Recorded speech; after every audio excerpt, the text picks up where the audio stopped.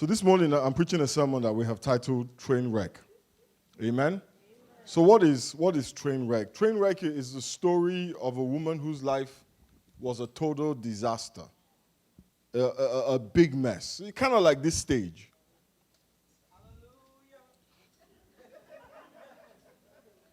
Wow.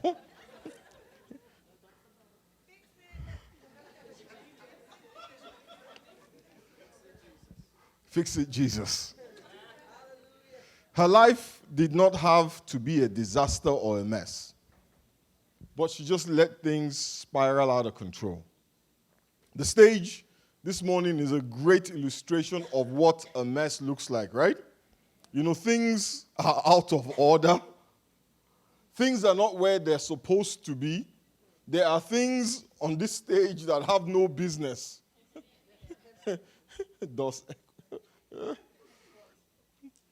Have no business being on the stage. And from where you all are sitting, and from the perspective of any independent observer, it looks like a bomb went off here, right? Yeah. Looks like a disaster zone. Just total chaos.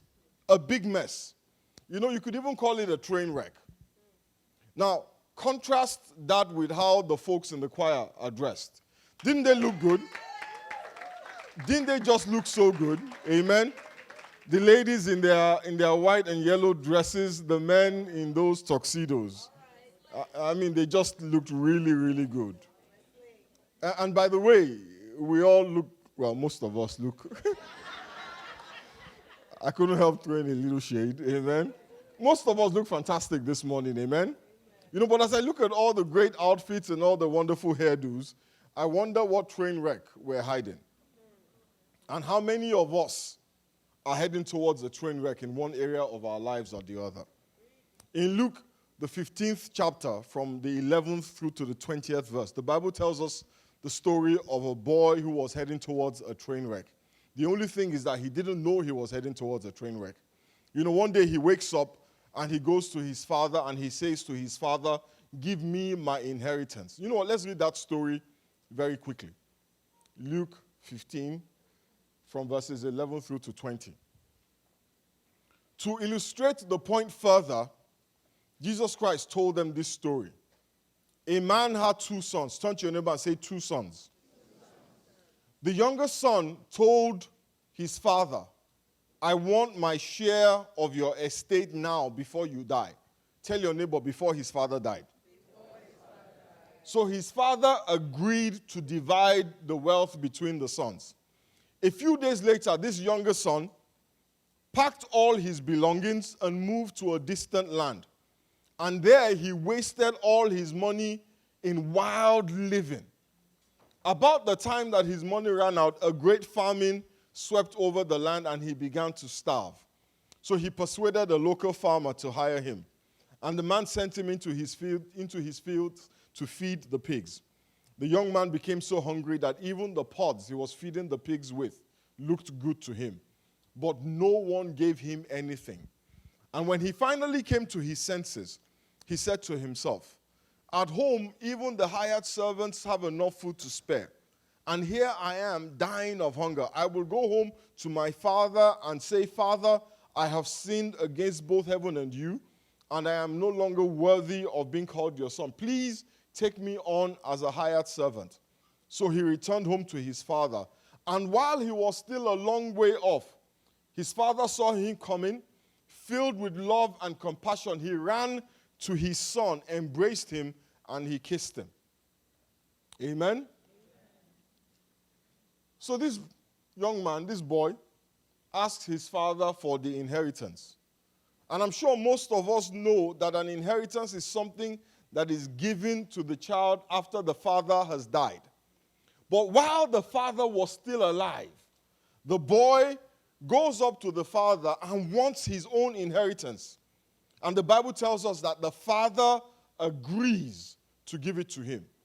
Now, to me, that word agrees implies that there was a conversation, maybe even an argument. The Bible does not give us the details of the conversation, but I'm sure the father must have told the boy, I know that I would have told my children, I would have told my son, this is not a good idea.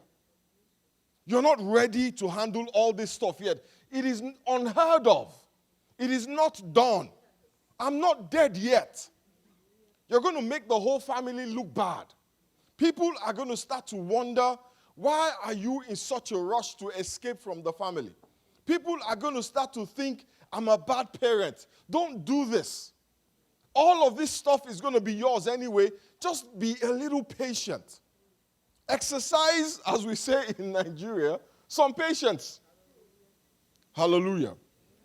But the young man insisted, and the father eventually agreed and gave him the inheritance. Now, from the rest of the story, we can see that things did not go so well for this young man. He got the inheritance. He got it, right? And the Bible says he blew it all. He had a blast. Hennessy, Ciroc, Cristal, clubs, strippers, parties all night long. Sex, drugs, alcohol. Non-stop, 24 hours, all day, every day, turn up. Turn down for what? His life slowly, sweetly, but surely spiraled out of control. And he found himself eating with pigs. If anybody had said to this guy, this inheritance you're asking for, calm yourself down. Just like his father told him, calm yourself down. I'm sure the boy never imagined that the end of the road was him competing for scraps with pigs. If anybody had said, this is how this is going to end, you are heading for a train wreck, the boy would have said, you're smoking something. He was so sure of himself. He was so confident. He didn't doubt himself. Maybe some of his friends advised him, dude, not a good idea. I'm sure he unfriended them on Facebook. Haters gonna hate. They're jealous. They're envious. They need to stop sipping on the haterade. I'm just going to do me. You know, I keep it real. I'm going to do what I got to do. Amen? YOLO.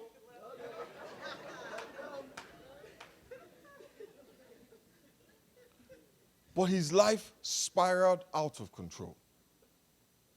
And he goes from being the son of a noble man, a wealthy man, to a hired servant struggling with pigs for food. If that's not a train wreck, I don't know what that is. But you see, the thing about a train wreck is that it is simply a point in a journey. There is a path that leads to the train wreck. In the life of this young man we just read about, the train wreck did not just happen. He walked into it. From the day he went to his father and asked for that inheritance, he started on the path.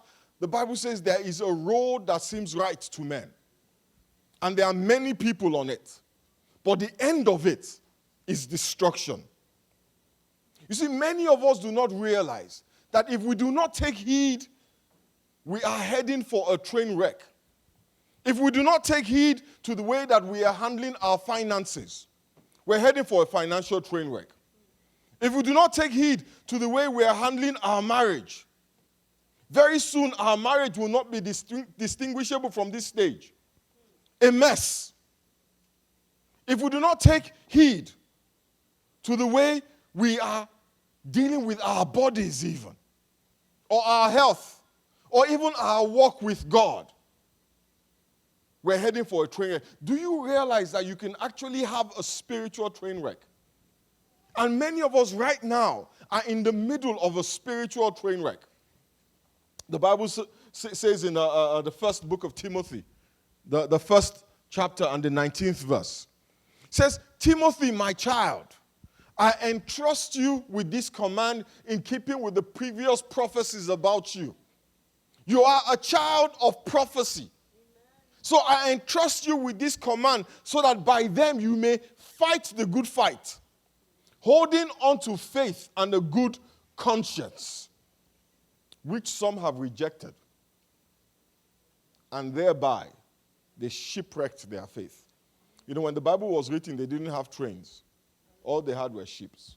If they had trains, they would probably say, Trainwreck. Husbands, if you do not love your wife and lay down your life for your wife, even as Christ loved the church and laid down his life for the church, you are heading for a marital train wreck. If you do not honor your wife, even as God has commanded you to honor your wife, you are heading for a train wreck. Wives, if you do not submit to your husbands as unto the Lord, you're heading for a train wreck. If you do not esteem them, even as you esteem your earthly father and your heavenly father, if you do not respect them, even as you would respect your earthly father or your heavenly father, you are heading for a train wreck.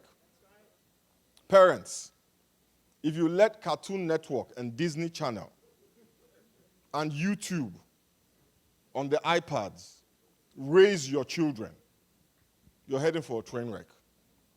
If you spend more than you can afford on things you don't need to impress people who don't care about you, you're heading for a train wreck. If you do not put God first in your finances, you're heading for a miserable train wreck. If your diet is all ice cream and candy, spare ribs and fries, fried plantains and jollof rice,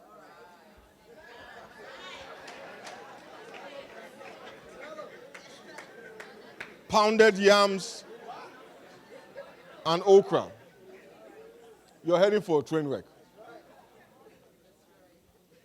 Your idea of a healthy meal is Taco Bell. You're heading for a train wreck.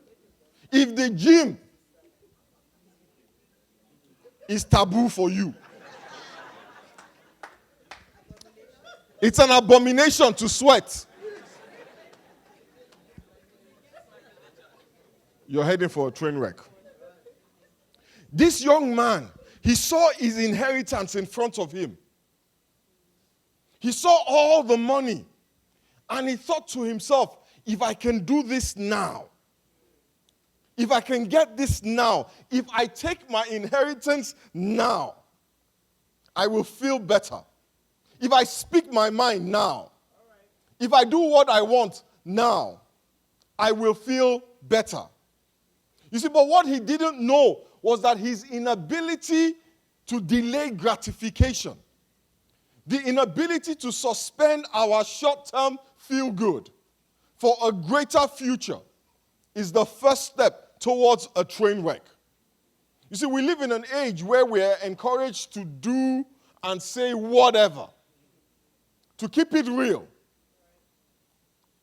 to speak your mind, no matter the consequences.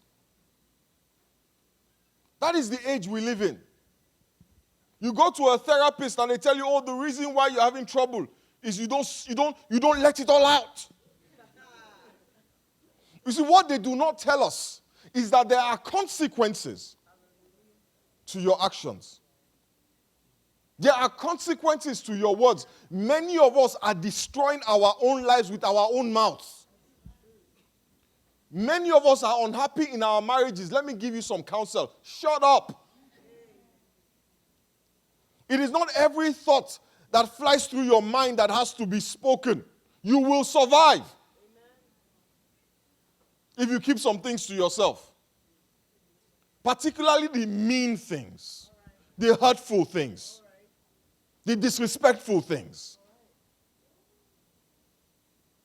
We are so focused on now, on how I feel now, on what I need to do to make myself feel better now, that we forget that life will not end after now.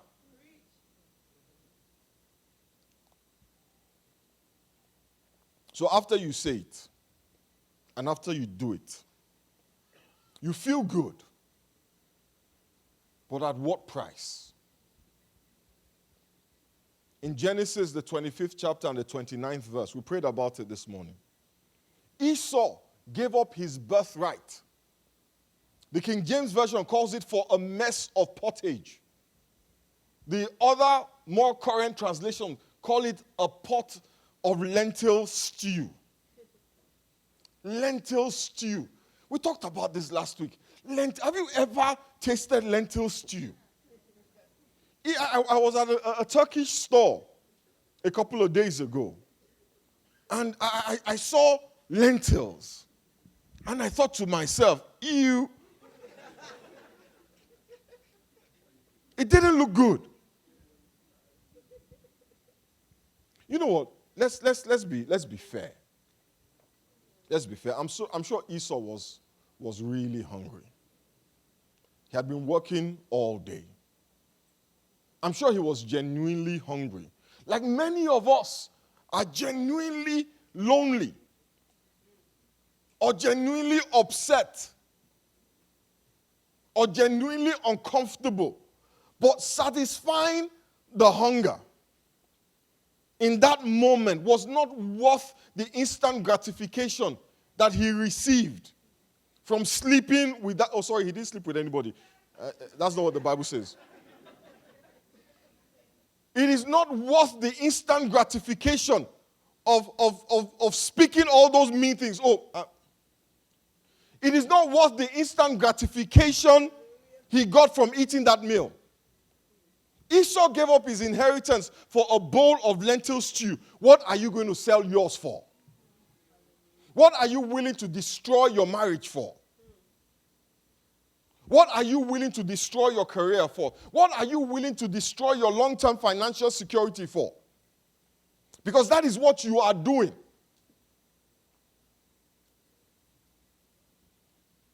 In 1 Timothy chapter 1 and verse 19, the Bible talks about how folks who rejected faith and a good conscience, they made a train wreck, a shipwreck of their faith. You see, to reject faith simply means to live a life that does not trust in God. And to reject a clear conscience simply means to reject the word of God. Let me explain what I mean. Your conscience, right? We all have a conscience. Even people that we say don't have a conscience, they have a conscience. We all have a conscience. Yeah? Because you see, your conscience is what alerts you to right or wrong. But the truth is, your conscience only alerts you to what you have been taught is right or wrong. So if you grew up in a family of criminals, your conscience will never tell you that stealing is wrong, because you grew up being taught that it was okay to steal. Now, they may have taught you that it's okay to steal from everybody but family members.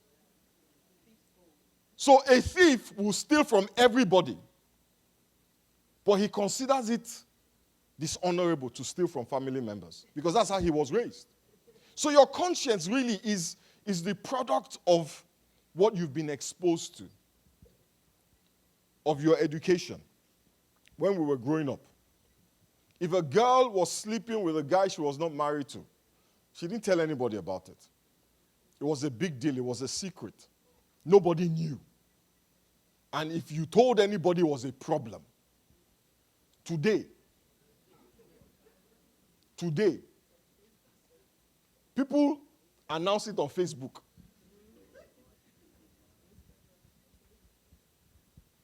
People put it on Instagram and Snapchat. Please stop doing that thing, please. Please stop with the head shaking, head bobbing, and please. You know, I actually was on Snapchat for a minute, but I was just tired of all the head bobbing. You know, it makes you look like a spirit.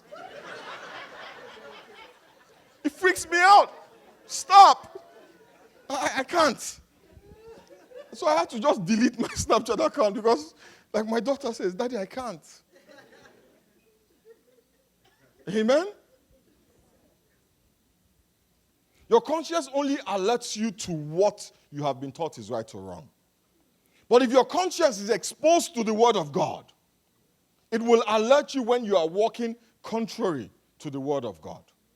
So the conscience that the Bible is referring to here is not any old conscience. It's the conscience that has been exposed to the Word of God, that has been saturated in the Word of God.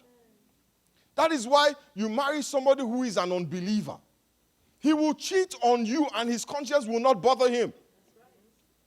His father cheated. His uncles cheat. His whole family, they cheat. What will his conscience tell him? His conscience will bother him if he's not cheating. Every day his conscience will tell him, you are not a man. I'm telling you the truth. You marry a woman who was trained, who was raised to be disrespectful.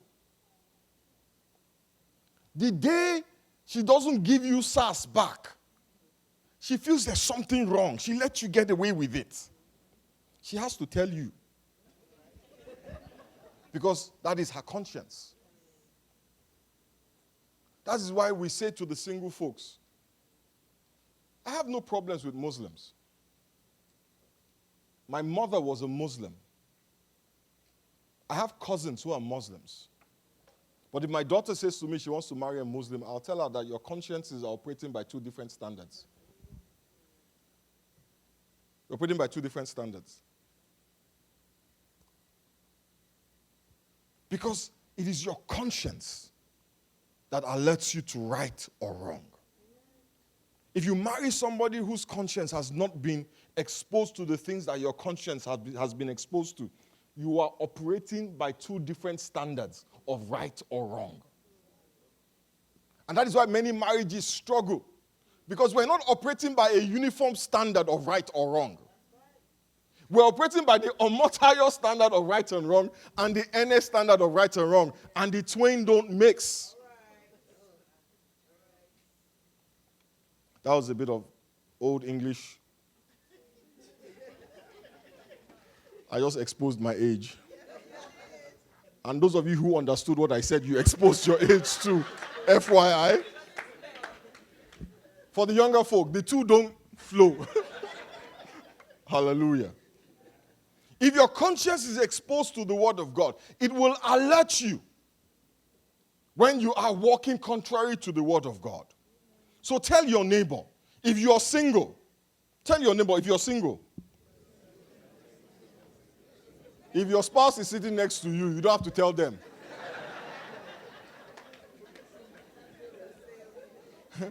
In fact, if your spouse is sitting next to them, you are not single. Tell them, tell your conscience, you are not single. Hallelujah. So to reject faith is to reject trust in God. To reject a clear conscience is to reject the Word of God. My brothers and sisters, if you do not trust God, you will reject His Word. If you do not trust God, you will reject His counsel. And the Bible tells us in Psalm 119, verse 105, that His Word or His counsel is a lamp to guide my feet and a light for my path. Without His Word, you are literally walking in the dark and you are heading for a train wreck. Because when you make a decision, no matter how educated you are or how informed you are making that decision based on the information that is available to you, based on the education that you have received. And if you have any sense, you know that that information that you have is limited and your education is limited. You know that, right? So that decision that you're making it based on limited information, on a limited education. That means that the chances of you making the right decision are 50-50 on a good day. On a bad day, you're playing Russian roulette. You're rolling the dice. You know what? I might get it right. And then again, I might get it wrong. When you're dealing with human beings, you can't read their minds. So you say to yourself, if I behave like this, if I do this, if I say this, if I harangue her, she will change her behavior. If I nag him, he will stop doing it. If I make her life miserable, she will never do it again. If I punish her with my words, she will change. But you are not in her heart. So when you make that decision, you're just guessing. And guess what? It might work today and not work tomorrow. So you get frustrated. But you know what the Bible says about God? The Bible says he knows the thoughts and the intents of every heart. God knows what is in your heart. He even knows why you do the things that you do better than you yourself know it. Without God, every decision we make is at best an educated guess. You see, when you walk in faith according to the word of God, let me tell you what you're doing. You are allowing the God who knows everything, the God who knows tomorrow, the God who knows what is in my heart, who knows what is in your heart, the God who knows why you do the stuff that you do, yeah? You are allowing that God make your decisions for you. If that boy had listened to the counsel of God's word, honor your father and your mother. Endure hardship like a good soldier. If he had listened to the counsel of God's word, he would never have found himself eating with pigs. The reason why we struggle with God's word is because we don't see how it is going to work. Really. How is me giving an offering from what I don't have enough of add to my life? The very act of giving is a minus. So you sit down and you think about it because, we have brains. We do the math and it doesn't make sense. How will being nice to this girl who behaves like somebody that has no home training, how will that make her change? It will only spur her on. How will submitting to this coconut head? How will honoring her? How will? That's what we keep asking ourselves. And when we don't see how, we just like, you know what? Let me do the one that makes sense to me.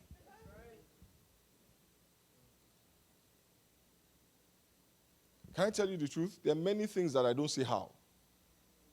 I don't see how preaching this sermon is going to change anybody's life. But it does.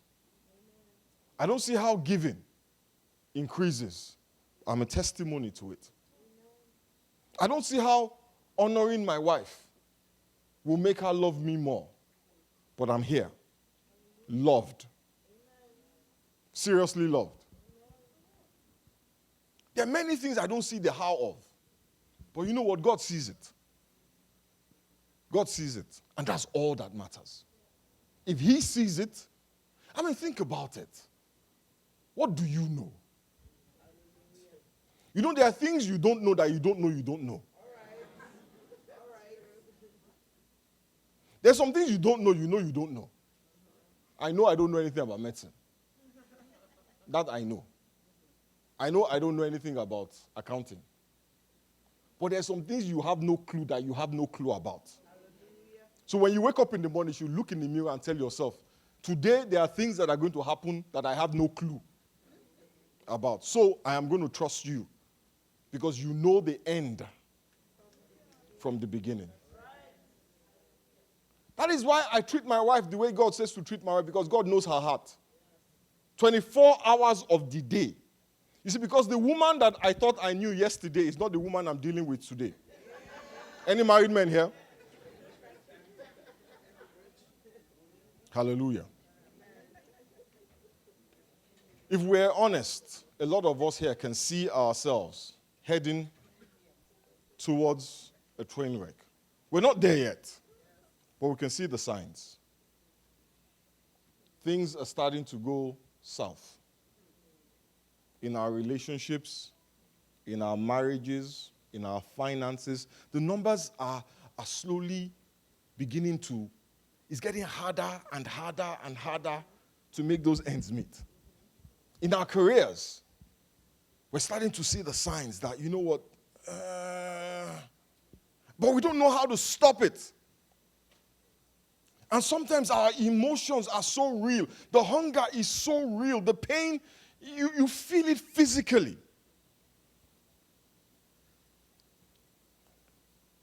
So we think we cannot stop the train. We see our marriages spiraling out of control. You can pull the brakes. You can stop the train. It's a two-step process. Step one is to pray. And it's a simple prayer. Ask God to help you. Ask God to help you. Some of us, we need to ask God to help us forgive our spouses, help us forgive our parents, help us forgive our bosses. Even ask God to help you forgive God. You know, there was a man that prayed. He said to God, you know what, God, I know that I need to trust you, but I don't trust you. So please help me trust you. He had the humility to put aside religious facades and say, Lord, help my unbelief. Help me to trust you. We need to ask God to help us forgive those who have wronged us. You know, I was telling them in the first service, I woke up at 4 a.m. and I realized that, you know what, I was dreaming about somebody and I realized that I had unforgiveness towards that person in my heart. And this was like the third time the person was showing up in my dream. The first time I gave the person the middle finger. I never give anybody the middle finger. I'm like, Femi, you've got a problem with this person. You need to go and pray about it because I don't know what to do. I don't know what to do. I swept it under the rug, but it's showing up in my dreams. So I said, God, help me. Some of you need to pray that prayer. The second thing you need to do, it's a little harder. Acts chapter 3 verse 19 says, if we repent and turn to God, he will release to us a time of refreshing. Repentance is not an apology. When we hear repentance, we think, oh, go on your knees and say, God, I'm sorry. And then you get up and you continue. Repentance is change of direction. That's why the Bible says, repent and turn to God. Change what you are doing. Change the way you behave. If you're heading in this direction, change. If you are extravagant with money, I give you permission to swing to the other extreme and become a miser. If you are harsh with your partner, swing to the other extreme and become too nice. Amen. Don't try and find balance yet. Just jump to the other extreme. When I became a Christian, this was my life. God pushed me to the other extreme. All my friends, cut them off. Booze, cut it off. Cigarettes, cut it off. Babes, cut them off. Cut them off. Sister Estella, really? You need to let it go.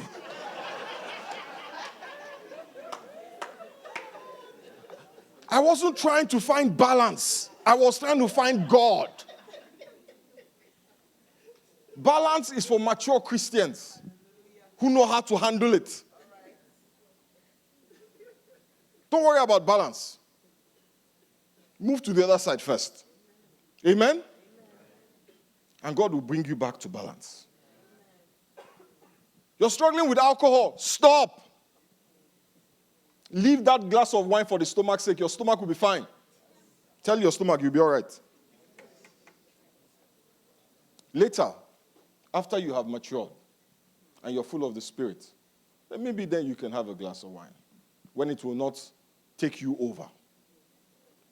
You must change direction. You must start treating your spouse better. You go from trying to stop yourself from looking like a fool.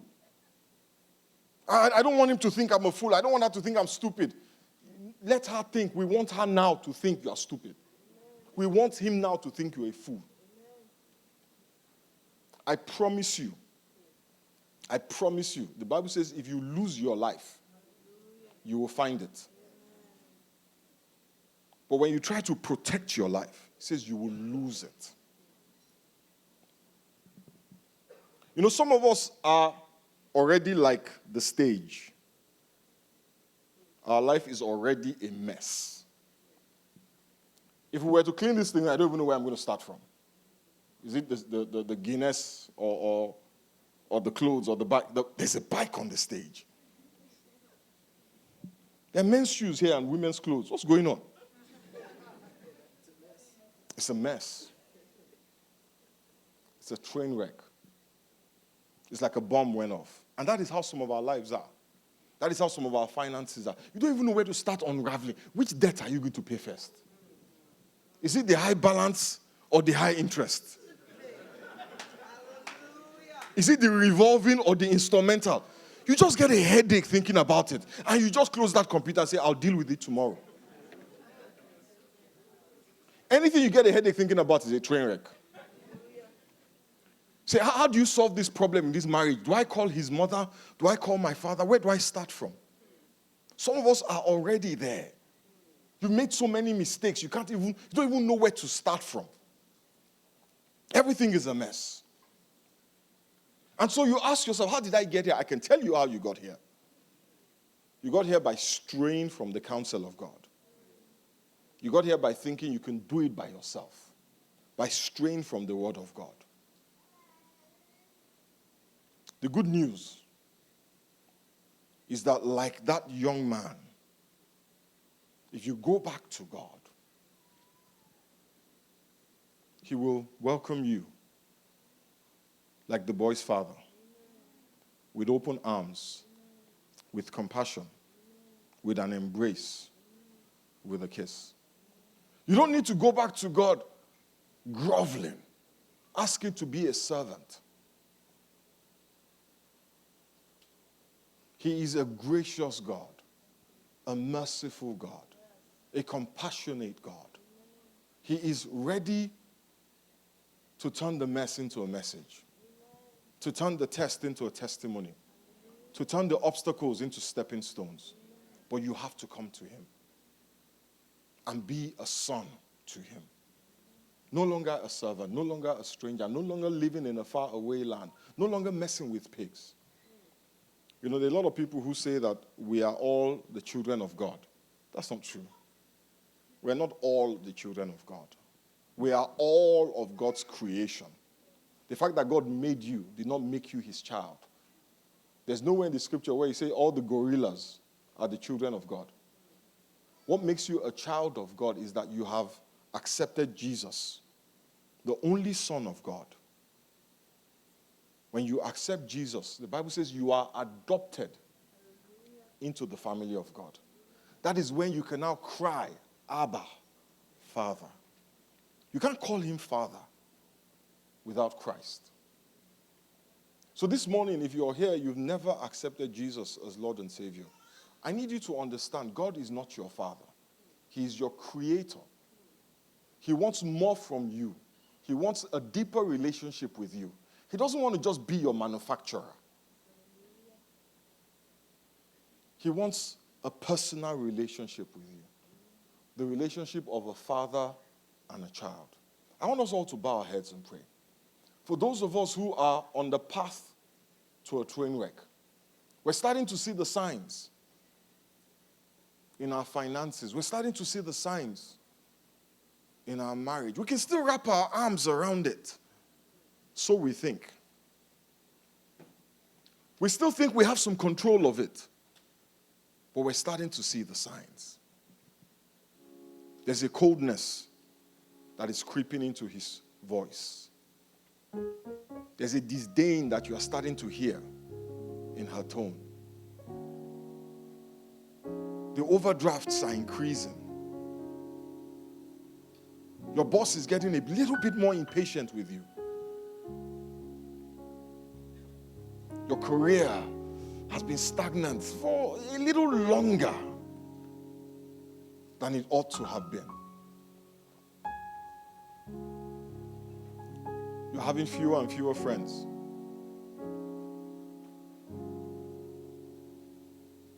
Ask God to help you. Ask God to help you forgive those who have wronged you. Ask God to forgive you for turning your back, for rejecting faith and a clear conscience. For those of us who are in the middle of the train wreck already, we just want to get out. We just want a change. We just want everything to be okay again.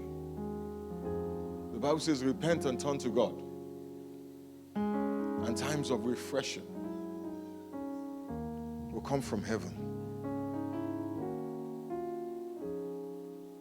If you've never accepted Jesus as your Savior, all you have today is say, Father, forgive me for my sins. Father, I accept the sacrifice of Calvary. I accept that the blood of Jesus was shed for me, that he died for me, that his life was given for me.